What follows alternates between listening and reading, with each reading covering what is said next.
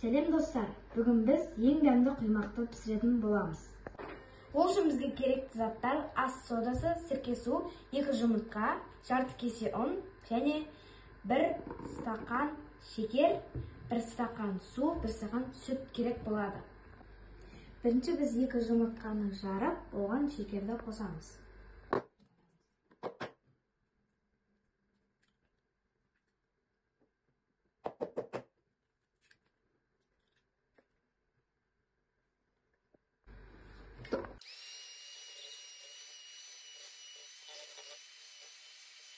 Жұмыртқа осылай көпіргенге дейін араластырамыз. Енді осы көпірген жұмыртқаның үстінен жарты кесе ұнды саламыз.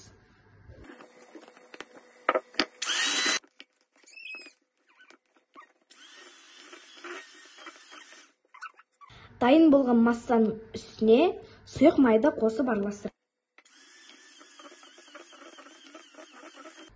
Енді біз осы массаның үстіне 1 стакан сүт пен 1 стакан су құямыз. Біздің суымыз міндетті түрде қайнаған немесе ыстық болуы керек.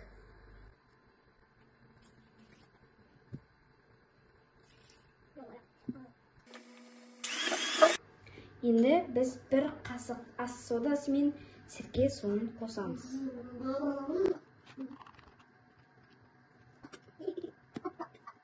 Осындай реакция пайда болғаннан кейін біз араластырамыз. Енді табаны орташа отқа қойып қыздырып аламыз.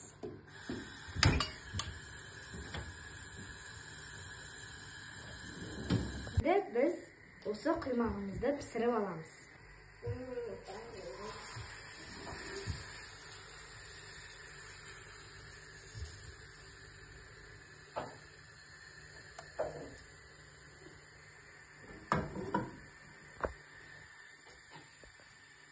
Достар, егер осы құймағымызды кері аударуға қорықсаңдар, ата-аналарыңнан көмек сұраңдар.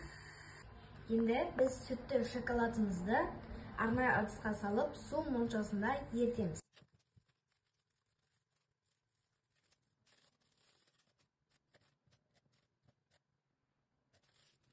Дайын болған құймақтарымызды енді біз сәндейміз.